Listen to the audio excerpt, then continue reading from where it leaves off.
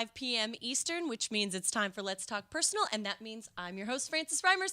Thank you for joining me. I've missed you since last week. Whoever you are, I've missed you, and I'm so glad that you're back with us on this great Wednesday. We have an awesome, super fun show ahead of us tonight. I was telling tonight's guest offline here just a second ago that I have not had any caffeine today because I was very concerned about the hyperactivity level for tonight's show. That's how fun it's going to be.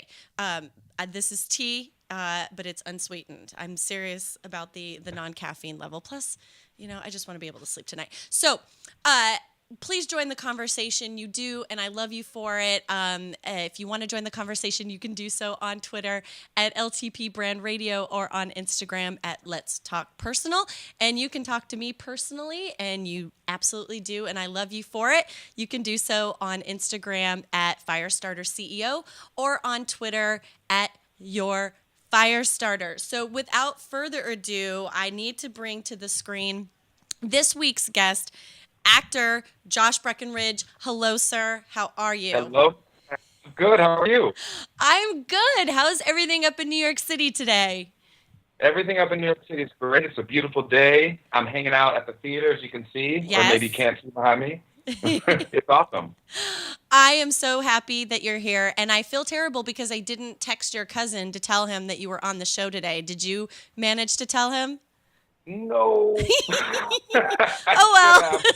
They know that it's because He'll figure it out. I feel right now. Yeah, right. So for those of you out in the world watching in the 180 countries that this show is broadcast, who we have with us today is actor Josh Breckenridge, and Josh is part of the wildly popular Broadway musical Come From Away. Josh, tell everybody about this musical if they have not had the opportunity to check it out for themselves.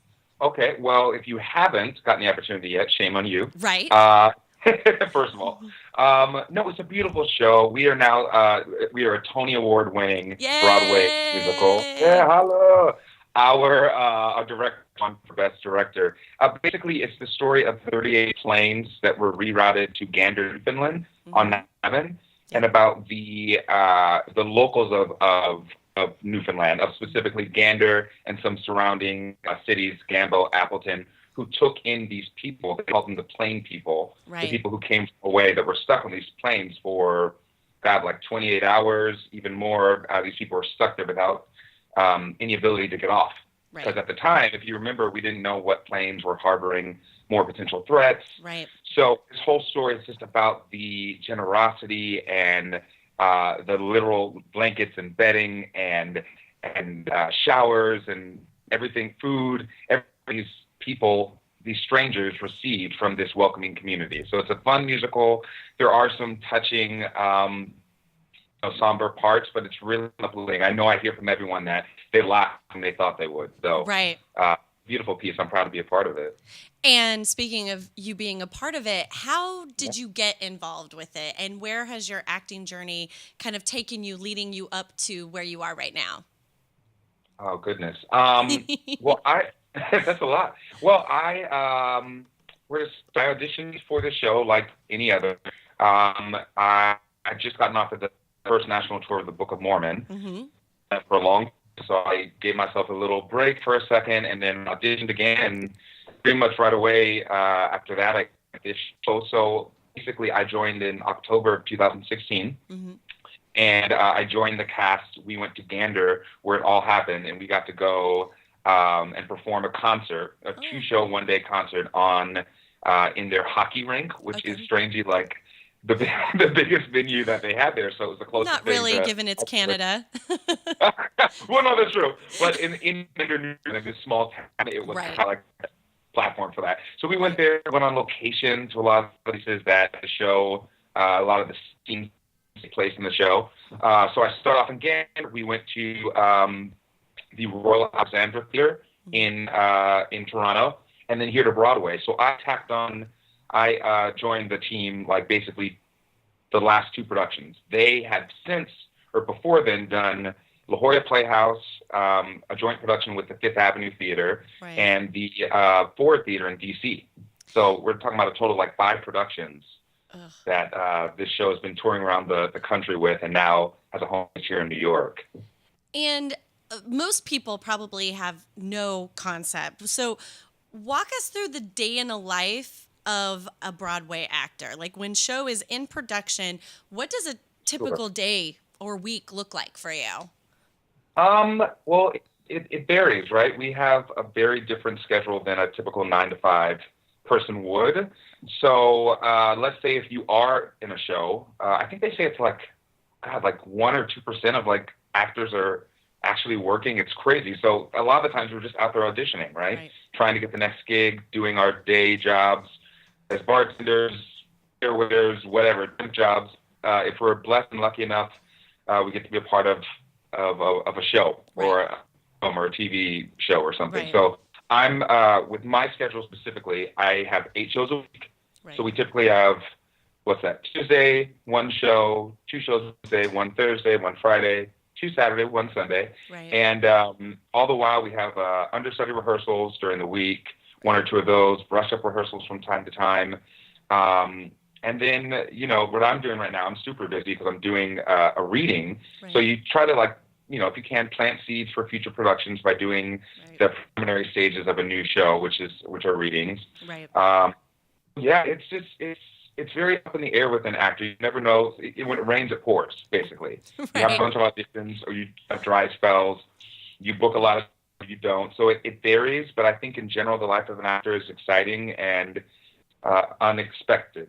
A lot of things are very unexpected, but it's a joy. I'm doing it and I'm loving it. And what has been your favorite thing about being a part of this particular production? What has been the favorite piece of being part of that? Sure. I mean, I have to say people's reactions. It's rare that you get to do a show that is, first of all, like about people, that is about our history, even though it's our recent Right. history, Right. and for people who have actually lived, let alone people who are still alive, Right. and furthermore, people who are watching the audience tell their story. Right. So Right. doing a show, there's a tremendous amount of responsibility that comes into performing Right. this piece, and I just genuinely love seeing people's reactions to the show. They come backstage. I can't tell you how many times I've heard that was the best show I have ever seen in my life, and not just me being biased, but truly, people have said that to me. We have talkbacks, Right. like maybe 3 times a week, where we get to talk to schools, young aspiring artists, Right. church groups, theater groups. We formed for first responders, firefighters that were down there on the ground during 9/11 Right. when we first started previous year. So it's, as you can imagine, it's a very educational show, Right. and I love being a part of that responsibility, that storytelling, that job of being a storyteller to the audience and Right. telling this incredible, beautiful story. There really, I was really surprised. There are stories within the story of this musical. If I understand correctly, one of the female captains of a plane, she was like the first female captain. She was like the first female of everything, and now she's involved in this situation where she has to divert her plane and is having this life altering experience. And that's a story Right. within the story, It, which just a lot it of is. people don't know. It's very easy that if this musical wouldn't have come about, I think people would have just kind of forgotten about that moment in Agreed. time. Agreed. And I'll tell you, I did not know. I'm ashamed, but I did not know anything about this Right. until I did the show. And I think a lot of us were focused, when it happened. I mean, I was in high school. Right. My age here. I was in high school, and You're a in fetus. California. I was a fetus. I was in high school though, and I was watching. I'll never forget. I was watching TV, Right. and my dad was like, that second tower is going to fall. Mhm. I know it, and it's like, and I'm like, how do you know? He's like, I can. My dad's works in engineering. He Right. just felt like he had an inkling, and it was, Right. and it did, of course. And his first, I'll never forget what he said. He said, "And you want to move there, be an actor?" And at that point, I was questioning things because it was a scary time. So I say that all to say that we were very much focused on what was happening here in our country at home, Right. specifically and a lot of people were just not educated on this. Right. For all of you out there, Project Yellow Ribbon is a very great documentary. Tom Brokaw goes in depth on the happenings there in Gander, and our little show itself is going to be turned into a motion picture. Oh, Uh, really? in the- Okay. yeah, so we're very excited about that. Sorry, I'm tangenting, but yeah, it's very exciting, and I think that this show is doing a great job not only getting this specific story out, but just getting the message of, doing to others, love each other. It's time, politically, everything when we need that message out there, right? And so Right. this show is pushing that out tenfold, and hopefully once it gets to the big screen, Right. it'll reach even, more audiences. So it is a beautiful Right. story, and you're right. A lot of people don't know it, Right. and we're educating now. Yeah. Right.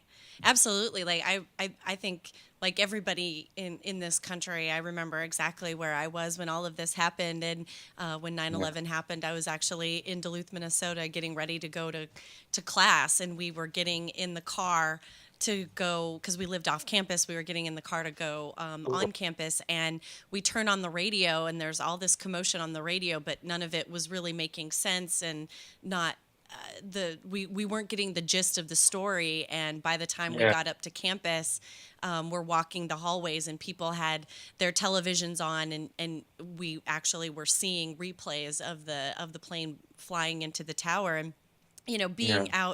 being out in Minnesota, so far removed from what was happening that day, it was hands down probably one of the most surreal experiences. And I think I'm not, there's a lot of Americans who felt like I was watching a movie, that's not something real that's happening.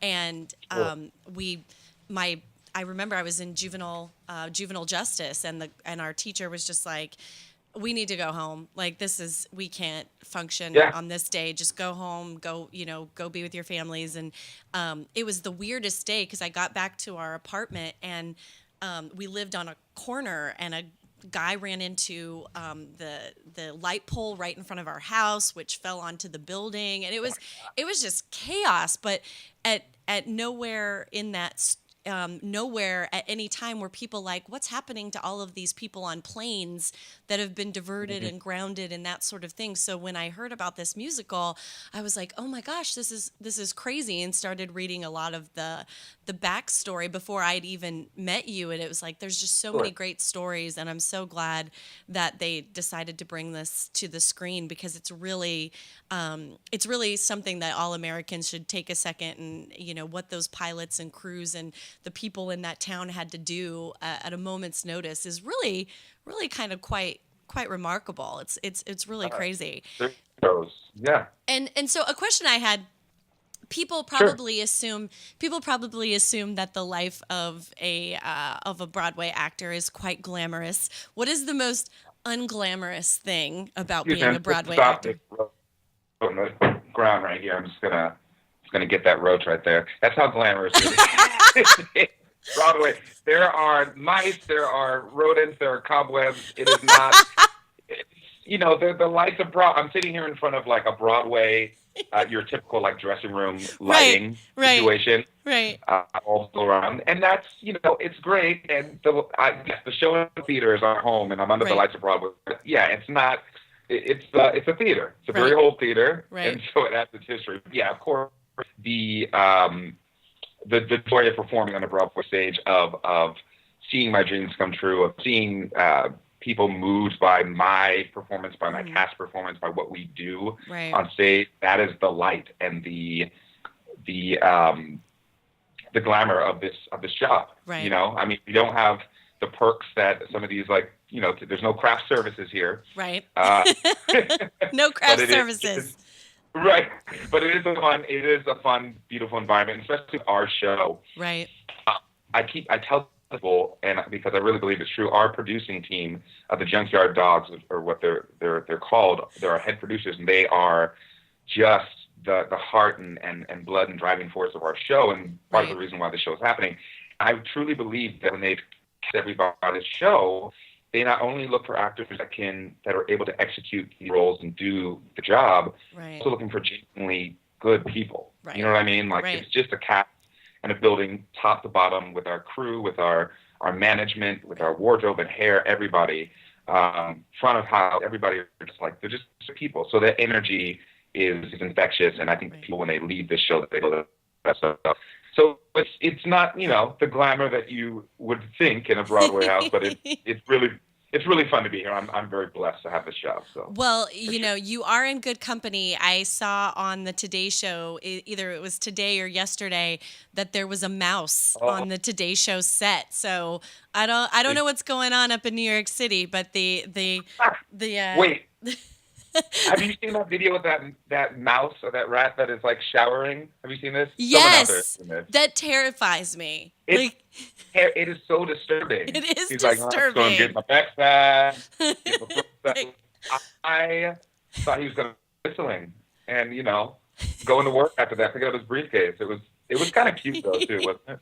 It was a little cute. My favorite clip coming out of, hands down, my favorite clip coming out of New York yesterday was the dude under the train who was just down there having a smoke and didn't get out in time for the train to come through and just hung down there until the train passed by. I'm like, this is only in New York. Only in New York. only in New York. Yesterday I saw the guy who was stuck underneath the train because he was having a smoke. And then I also saw a picture yesterday that somebody posted that a guy actually was at some subway stop and saw an outlet and plugged in his clippers and was actually cutting his hair. And a little barber shop right there, just a little trim up. Oh my God. I could not believe it. I was like, that picture is not real. I was like, that cannot be real. But people verified that they saw it with their own eyes. Hey, when you got to do, when you got to clip your neck, you got to clip your neck. This is serious.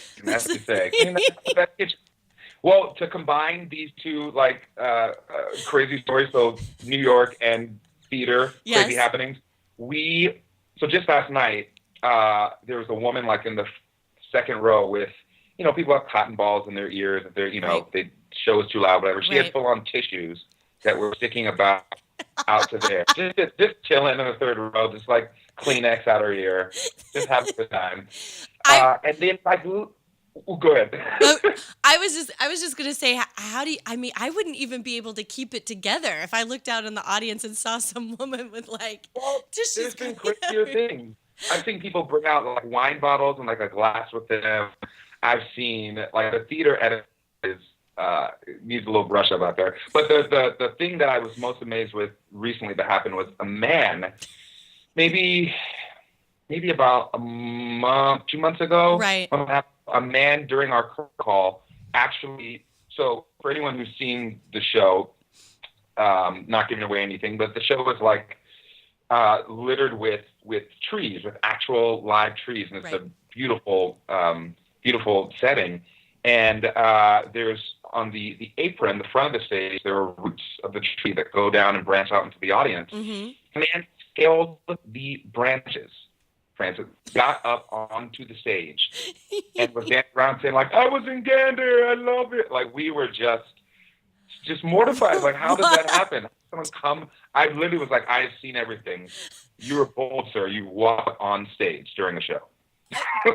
You guys were, this wasn't at the end of the show or at intermission. You guys are full on in a scene, and he just rolls up on the stage. Rolls up and says, "What's up, guys? I'm so moved." But I guess he was so moved, and because he was no one felt, they were taken aback, but no one felt threatened or anything. Right. It just was very shocking that people, you don't think that happens. So since then, he has been up here at the Show and Film Theater. I'm sure you guys see everything. One of my friends, who will remain nameless, but I'm sure she's watching, she was almost booted from Fiddler on the Roof a couple of years ago because she had a little too much Chardonnay and was talking too loudly, and we almost got booted from a Broadway show because she was being little Miss Jabbermouth. And then that was the first act. In the second act, she fell asleep.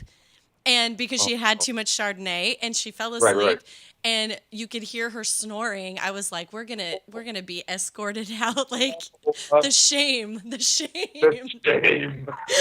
Because we were Disrespect. You we weren't were way supported. down front, so like literally half of the theater would have seen it if we were escorted out. And I was just Yeah, like, yeah. I just like, kept like lightly tapping her because I didn't want her to like wake up and be startled. Right, right. And so I just kept like Uh, lightly tapping her. But luckily we made it, through the end. We found out what happened at the end, and I so politely sweet. ushered her out of the theater as quickly as possible before anybody could detain us for any reason. I mean, Right. how embarrassing is that to go, to the lockup in NYC? Oh, what are you in for? Oh, well, we drank too much at the Broadway show. The Like, Broadway show. I doubt they would lock you up for that, please. maybe not. Maybe they would detain us maybe at that weird, like NYPD station that's right there in Times Square. The one, Oh, the right next to Naked Cowboy and whatever else they have going I on think you there. got to be pretty drunk to be escorted from a Broadway theater to like a police station. But She was feeling no pain. The Chardonnay hit her hard. Uh, and went so, in. yeah, I mean, you know what? Like sometimes you just gotta have a Chardonnay. For those out there watching and wondering how Josh and I came to know one another is, well, one, his cousin is Yeah. a mutual connector. But part of the reason that we came to meet one another is because Josh was like, I gotta work on my brand here. I gotta raise my brand, and Frances is the brand lady. And so, what, Josh, from an actor standpoint, and especially somebody who is on a main Broadway show, what was your reasoning behind, your feeling behind why an actor should pay more attention and time to their brand? Well, you're right. It was my cousin Tillman that kind of lit a spark in me and said, and I agree with him. Josh, you are doing great. You're successful. You're out there, but you could be doing more. You say you want to do film and TV and do more of that stuff. You got to get your name and your brand out there. And honestly, I'm the last person to. It took me forever to jump on the Facebook. I started Instagram thanks to you, Miss Francis. Thanks. Like I set it months up ago. for you. I mean, you were embarrassed for me. We were watching, we were in like freaking. Oh my God! We were next like a juniors, like we were getting a drink or a coffee, and she literally stepped me through. She's like, "Josh, well, you have Instagram, right?" And I was like, "No." No. And she was like, "Well, we gotta stop. We gotta change that right now." And literally babysat me through it. So, Yes. yeah, it's thanks to you and my cousin, people who kind of like gave me that push to get out there and up the brand. Like get my face seen out there. I think it's important in answering your question that nowadays it's becoming more and more important to have a social media presence. Clearly, Right. this may be a extreme setting, but it came down to it in audition, and it's up against me and Joe Schmo, and Joe Right. Schmo doesn't not necessarily literally has more followers or something, but is a little more recognized and a little more present in society. If it's literally a tiebreaker, Right. they might go with him. He's going to sell more tickets. He's Right. going to bring more people in. Right.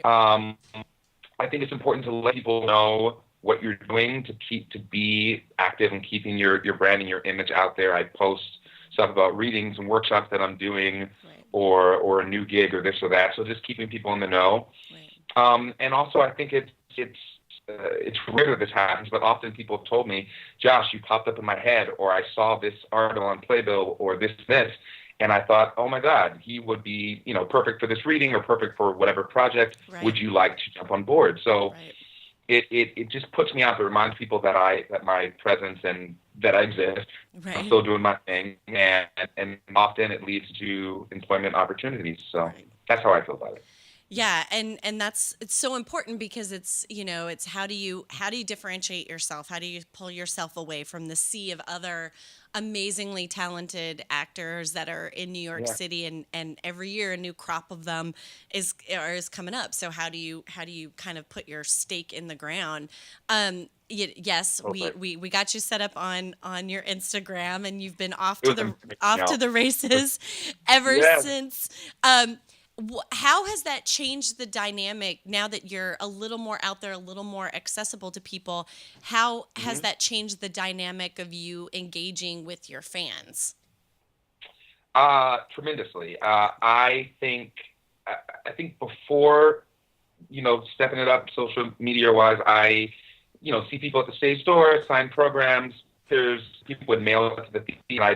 If I had time, of course, would, mail something back or send a message back. But Right. now, I'm able to reach out to people more. I'm able to, I saw you liked a photo that I put up yesterday, Yes. last night, a little old you, about this girl who knitted me a freaking a hat. Right. She knitted me a hat. A fan who had saw me on stage in one of the roles in the show and was so sweet and so complimentary and made me a freaking hat. And I thanked her and I did a little photo shoot in our scaffolding out here Right. on our fire escape and gave her a big shout out and thank you back. So it's of course it's a big way to plug people and send my love out there that way. I want to do what some of my colleagues are, which is step that up even more. So Jen Colella, who is one of the stars in our show, Right. recently did like a blog, like a weekly blog on Playbill, Mm-hmm. where she brought people backstage. I'm sure a lot of you out there saw this, if you come from old fans, where she brought, the fan base into her dressing room, into her life, and showed her the day-to-day doings of a Broadway star. And I would love more opportunities to do that. I salute Sarah Bareilles, who is Mm-hmm. someone that I love, that I follow on Instagram, Yes. like a saint. She is incredible, and she will not only let her fans be in the know about her career and those happenings and what's happening for her musically, but she'll let them know like when she's sick Right. and when she's not in the show because Right. she recently was doing a stint in Waitress, Right. starring in her show. Right. So she'll let people know when she's sick and when she'll be able to get back. So I do love that it's a direct line from the artist to the Right. fans, plural. And I look forward to taking advantage of that more in the future, for Right. sure. And, I mean, as we've talked before, authenticity is such a huge part of being able to connect with the fans and being Yeah. authentic and real. Now, you are keeping it really real on your Instagram, I'm and gonna talk about. you know how I feel about the shirtless selfies. You know how I feel about this. So my question, because this is a very real thing. Like if you were in a different career field, the shirtless Sure. selfie would tank you. But I don't think being in the acting world, it's not necessarily that big of a deal. What has Right. been both the personal and the professional reaction to, and if you're not on his Instagram, please go look at this, of his Ah, his perfect six pack abs. What has been the reaction to both on the personal and professional side to when you show off all of your gloriousness for us to see? well, we know that sex sells. Mm. No, um, it does, but I'm not one to. There are so many other extremes. I feel like I'm right in like a gray area. There are Right. people who would never show anything, and there are people who post all day long, basically Yes. naked pictures. And I Yes. think that if I'm not, as long as I'm not putting something up there that's crazy inappropriate, Right. fine. And I am a gym nut. That's part of, it's one of my biggest hobbies. I love Yes. working out. Yes. Great way to release tension, build muscle, focus, Right. warm up before a show. Like it does a lot of things for me, and I do love it. It's meditative. It's a lot of things. And Right. so if I work my body, why not? Show it every once in a while. But I do it tastefully. I would say that I do it tastefully, and I would say that it's so funny on a personal level. My friend, I guess this phrase is used pretty widely out there, but my friend likes to use the term thirst trap. With it. Yes. Like, Yes. see, put another trap on there, Josh. What you doing? And no, I mean, I don't necessarily. Actually, I don't do it for those purposes. But I think if you're not showing off too much, then why not show a little bit, especially if you work hard at it. And Right. people tend to, unfortunately, like those photos more than some others with actual meaning, which is interesting. Ma- Which is interesting. Let me tell But you. I think I do a lot. I could be out of 10, like 20, not even 20%, like 10%. if you look at my story on my page, I don't do it too much. But yeah, those are my thoughts about it. I know how you feel. I will respect that. I'm like, get those pictures off of there. Get them off. Hey, come on. They are thirst traps. It's interesting, and I get frustrated because Sure. as you know, because you follow me every day on Yeah. my social media, I try to keep it pretty G-rated, and mostly Classy. for the most part. Every once in a while there's something a little scandalous there, but for the most part it's pretty G-rated, mostly because my older brother like scours my Oh yeah. Instagram on a daily basis, and if there's anything there that he has issue with, he has no qualms of letting me know. But Sure.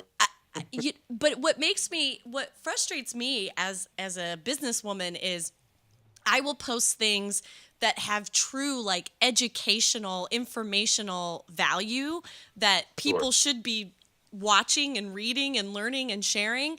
That will get like a third of the likes. I put some picture up of me out on a Saturday night, and it just Right. gets tons of likes, and I'm like, I have a brain, people. I have a brain. Value my brain. And Well, no, I agree. No, I agree. I agree, and I guess I kind of like cater towards that mess a little bit. But it is. No, it's true. It's out there, and I think it's all because with Instagram, right, when you're swiping and swiping, swiping, it's about what like catches your eye, right? right, I feel like a lot of time people want to lure you in with something that's going to at least catch your eye. I know if I'm swiping, right, and unless it's a time that I generally like always like something on, or right, it's just stuff that catches my eye that I even take the second to like really look at. right, So right. Well, I yeah, mean, I've even like, Instagram is one thing. I've even taken to LinkedIn, for example, of putting pictures of me and my guests and whatever up on LinkedIn, because for the yeah, show, I used to just put the link to the show and be like, hey, if you missed last night's episode, here you go. And here was the link. And there was no picture. And then I started mm, adding a picture of me and the guest, or maybe just me, and the traffic tripled, and it didn't matter who sure. the guest was. And so I'm like, okay, even on LinkedIn, we've gone to this place of We've gone down to like picture books instead of like actually reading stuff. It's like show me something right. pleasing to the eye, please. Right. Well, I tell Yeah, people, I tell clients all the time, and we've probably had this conversation, is that the human attention span is getting shorter and shorter and shorter, and which means your content is going to have to get shorter and shorter and shorter and more compact. And video is going to be, video makes up 75% of most content that's on social media platforms right now, and that's only going really. to continue to grow, because our attention spans are getting even shorter. And so your comment about it's just picture books, it's just going to become video books eventually, that it's just going to be nothing Short but video books cat videos over with over. bright colors and flashy, jangly things. Right, exactly. For our it's basic mind. My God. it's just going to be a gigantic wall of like fishing lures, just flashy fishing lures, because that's what people are going to connect to. And so as people like yourself in the acting world, it's just going to be, for you, the best thing for you to create is just video of you doing wild and crazy things. Like I loved, speaking of video, I loved the Yeah. video that you posted of you playing your ukulele. It was that. Oh, for my nephew? Yes. Yeah, it was his Yes. birthday. How long have you been playing the ukulele? Oh my God. Not that long. Like a year and a half, maybe? Really? Yeah, You're pretty maybe. Oh, I try. good. I use Musician. Have you heard of Musician? Uh-uh. A little plug right now. It's like an app, Okay. and it's a little tutorial, like steps you can choose if you want like 5 minutes, 15 minutes, half an hour Okay. sessions, and Okay. you literally learn. And it's so funny that I'm kind of bringing this back to the visual thing. Like it's Right. very visually oriented, where Right. the color coordinated. Each tab is it's a very bright, colorful thing, and it makes it very easy to learn. Right. And they had something right when they, constructed it, because it's very it's made it very easy for me to pick up ukulele and learn some new chords each day or work on a song or something. So yeah, I do love it. I'm in Hawaii, closing out the Book of Mormon, what I told you I was on, Right. and I was there, and I I played the piano as a kid, and of Right. course, like at the young age, I was like, forget this, I'm not gonna need it. And of Right. course, as an actor now and musician, it's like Right. I would love to be able to play my own audition material music that I need to prep for or Yep. accompany myself. So I was like, why don't I just start to learn an instrument? And I've always wanted to learn some kind of string instrument, and ukulele is pretty simple and basic to start off with. I'd love to Right. get to guitar eventually. Right. So yeah, I bought it there in Hawaii, and I think it's Kuma is the brand. Okay. It's made for like Hawaiian like wood, and it's beautiful. Yeah, it's my baby. I absolutely I loved it. You posted that like near the holidays, right? Yeah, well, it was in my nephew's birthday is in October, so it was Right. in October. Right. Yeah. Yeah, it's a great video, but it's that's the kind of content that I absolutely love that people post is, just original, interesting, shows a little insight to the person's life or, what they're all about, and it's a really great piece. Going back to you being on the book of being on the tour for the Book of Mormon, Yeah. what was the response? When that musical first came out, it raised a lot of eyebrows. People were just not prepared for its kind of in your face sort of look. That's shock value content, right? Right. It has immense shock value, especially if you go in not really knowing what the story is about. What was Right. it like being on that tour and the audience reaction to that show as you were going around? It was interesting. I mean, I had a blast. I'd never toured before, so it was cool for me to Right. experience that. And a lot of my family around the country who had never gotten the chance to see me Right. in New York on Broadway or elsewhere got to see me because I was in their hometown. So Right. that was a benefit. And it was great to see the country. I think the reactions across the board were wonderful for the show. I mean, Right. people love that show, and, Yes. and I still tell people to this day, like it's very different from Come From Away, clearly, but Right. much like Come From Away, they are both great first theatrical experience shows, I Right. think, Right. because the music is for both shows, very contemporary. Right. Subject matter is something that everyone gets, two Mormons stuck in Uganda, Right. forced to go on their mission and convert these Africans who are sick and not, in a horrible situation and no Right. way want to convert to being a Mormon. And so that funny South Park humor, and then you got, Right. Come From Away, which is totally different, but they are very, I guess, like universal stories in a way and Right. stuff that people can enjoy. So I think across the board, people loved Book of Mormon. Right. I will say that the biggest response, it was like a freaking rock concert, was in Salt Lake City. Because when you think about Yeah. it, you have all these people that are either ex-Mormons. I don't think if they're Mormons and on their missions they can't see, right? I don't know exactly Right. what it is. They can't see entertainment in that way, so they definitely can't see our show. Right. But you have these like ex-Mormons, these people of other faiths that have just been around Mormons their whole life, so they get Right. the humor. Yes. Some atheists in there too. It was a lot, but they loved it. So I think overall it was great. One thing that I will always treasure that like Ann Garofino, the producer on Book of Mormon, and Right. and Matt and Trey did for us is that when we were in LA, we had a soft opening in Denver, the Denver Theater Center, but we had our big opening in LA. Right. We were there for like months, sold out shows. They took us to freaking South Park Studios. Oh. Surprised, brought us there. Just a tour. I don't know if you've seen the documentary. I think it's called Mm-mm. 6 days to air, 7 days to air. It takes them like less than a week or something to put together a episode. And so Okay. they walked us through that whole process, saw how the animation works, and then at the end, Francis, they like made a family portrait of all of us, all of the cast Oh. members, as South Park characters. Oh. People, in fact, I should probably do like a Black Friday. You my page should. and post things. But if people go to my Facebook page, you can see there's a little Josh with like, they used my headshot. They all grabbed our headshots from online and turned South Park character. So that was above and beyond like the most. I was so honored by that. That's so cool. Yeah, it was great. So yeah, tour life was awesome. It was cool to see the country, see different people. We were a very athletic bunch, so we went to like Arches and Yellowstone and all these like outdoorsy things. And Banff was one of my favorite places on tour to go in Canada. So it was a great time, and the show was received really well.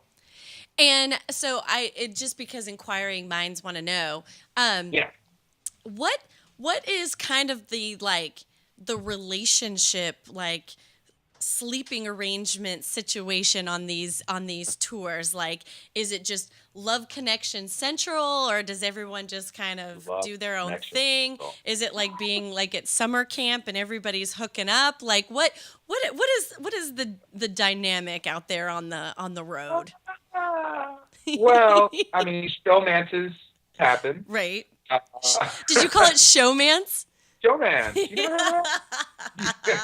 You know, showman. They happen. I am not a fan of.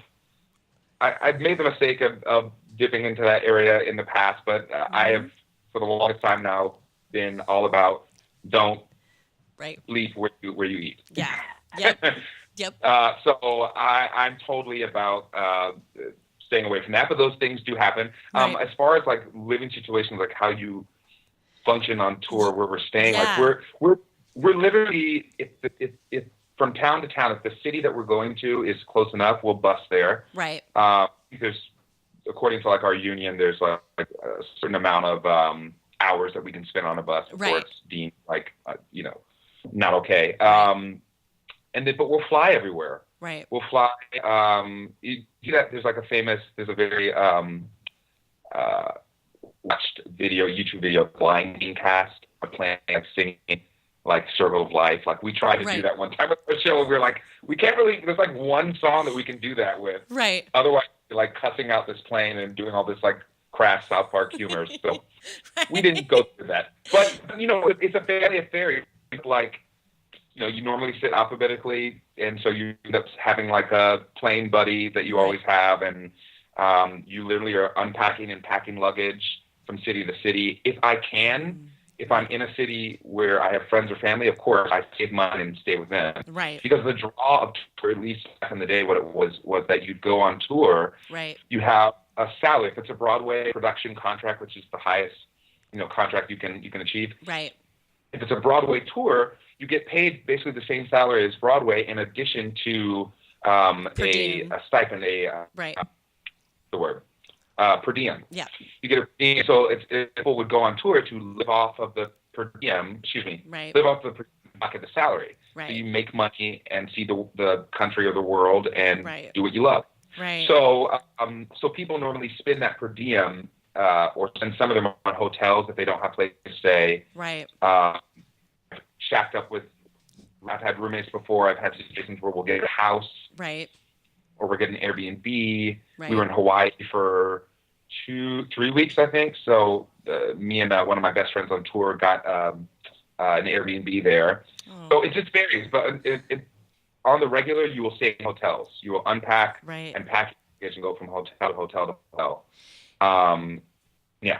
And that kind of environment, that has to be hard. It's hard on the body, hard on your vocal cords. How does everyone keep their body healthy and their vocal cords in good shape when it's just move?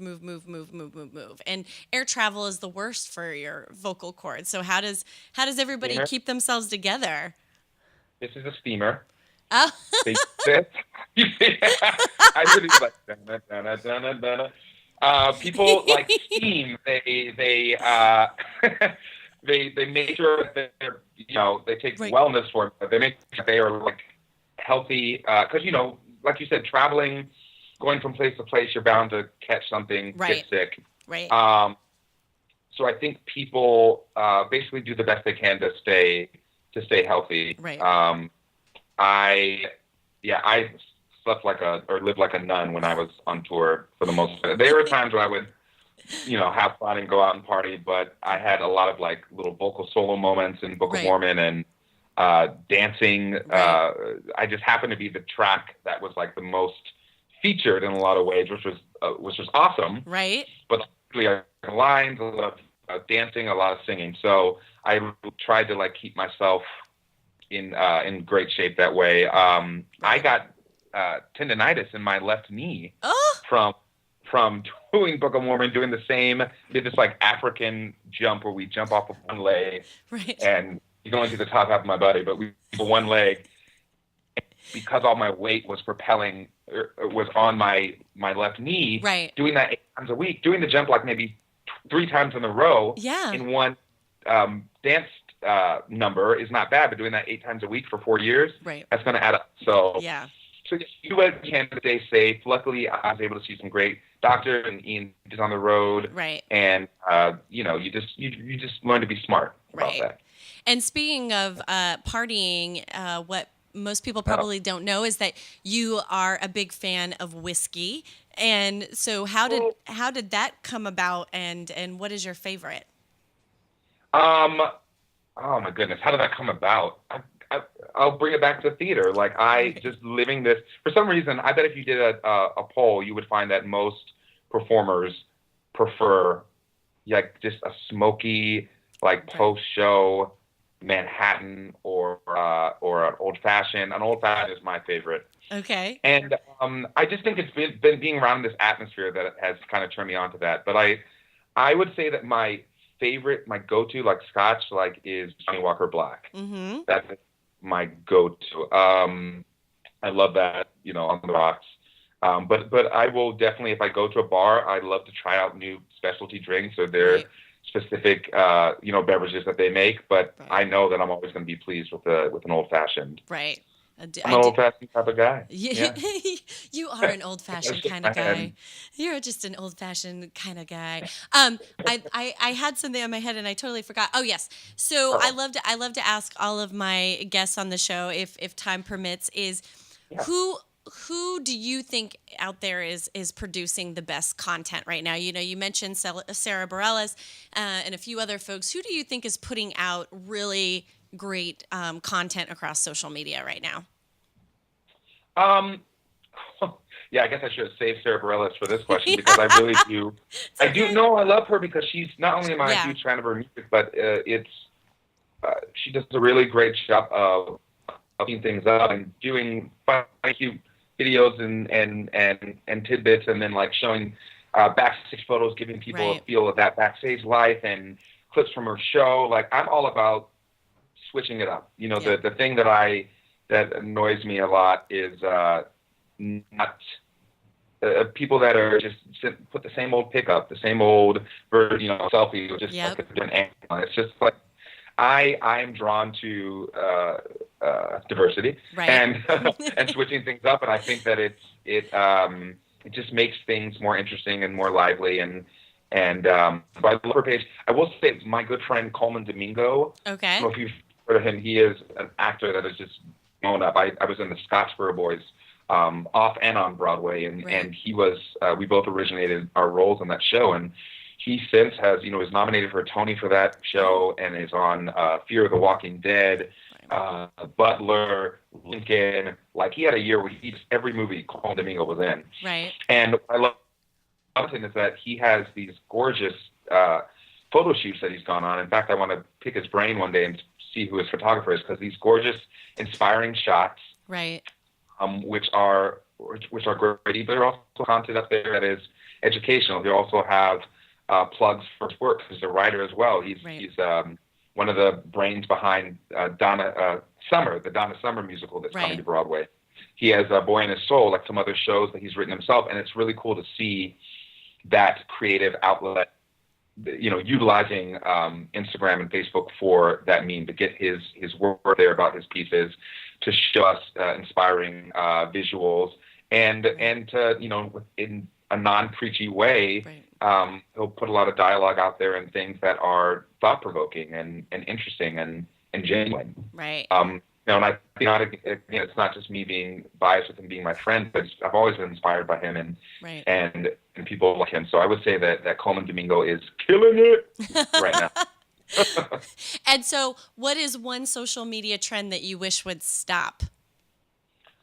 Uh, posting like multiple times a day. Is that what you mean? I mean, I honestly cannot. You're the one that schooled me on what to, how to, this. If anyone's watching, I know we have like regular watchers on this show that are Right. watching right now, but Frances Yes. is the woman and has literally set me up with. I do nothing. It set me up with nothing, and I didn't. Literally with everything I know now, and I'm still learning from her. I'll check in with her every now and then and be like, "Oh, was that bad? Should I not post that?" I don't check in with her about shirtless pics, but I know what the answer will be. Yeah, you already know the answer. But no, I appreciate you, and I really think that you're educating me and learn from everybody, online. Every time I swipe, every time I check someone's page, I'm learning something new about what I do and don't like, and what I will and won't do, and what does, really is a pet peeve for me on social media is just like if you post in like 5-6 pics a day. Now, some people are they're successful, busy people that happen to have. I feel like that's what stories are for, right? That's putting like our day. But people who post 1 million different pictures a day and stuff that it's very similar, it's just like, for me, I'm like, why? Why? Part of this social media is just to give people an insight on your life and what you're doing, what you're up to. And I'm like, there's too many people there to follow. Right. Make it interesting, make it inspiring, make it, beautiful to look at, something. Right. And switch it up. Right. And, authenticity is huge, and a lot of people don't really understand what that means. And then also there's people, these people that post like 5-6 times a day. It's like, if you have time to post 5-6 times a day, who's doing the work?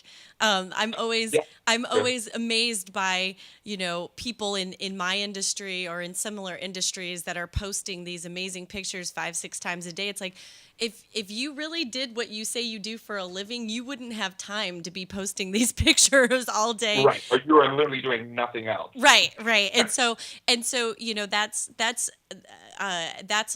from a vendor perspective, from somebody who provides a service, that's an educational piece that I'm trying to bring to people is, you have to look behind the pictures to see if the person really knows what they're talking about. Because if I wanted to post asshole pictures all day long, I could too.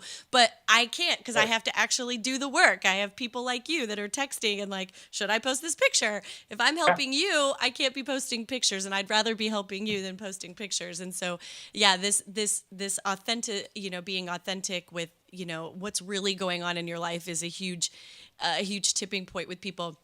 And so, who is your social media crush? Oh my God.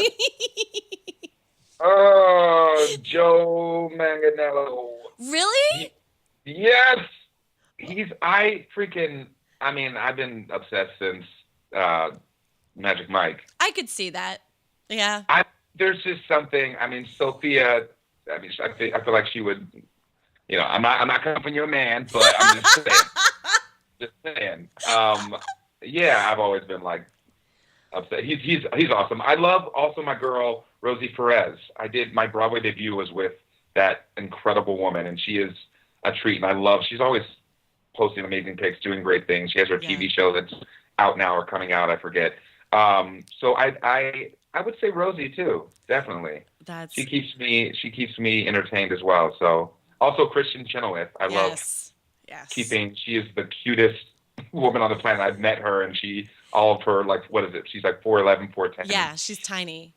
She's itty bitty, but she always posts fun stuff. She's gorgeous. So I would say that she's one of my crushes as well. She's great. They're all great. So in Rappin', where can people find you? Tell people where they can find you.